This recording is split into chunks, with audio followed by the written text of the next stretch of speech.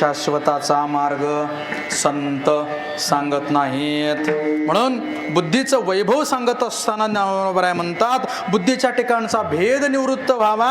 परमात्मा अखंड परिपूर्ण आहे आणि आपल्या ठिकाणची बुद्धी ही भेदानं युक्त आहे, ती भेदरहित व्हावी आणि त्याला अखंड परमात्मा संबंधानं समाधी सौख्य प्राप्त व्हावं. हे त्या मानवाच्या बुद्धीचं वैभव आहे.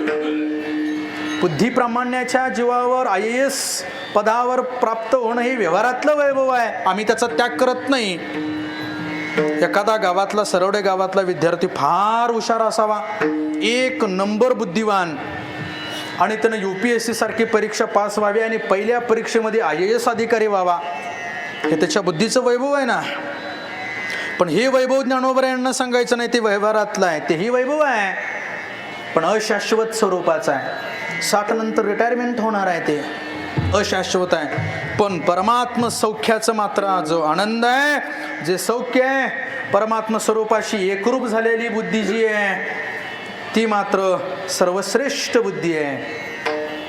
तैसी ईश्वरा वाचुनी काही, जे अनेक लानी नाही, ते एकची बुद्धी पाही अर्जुना जगे.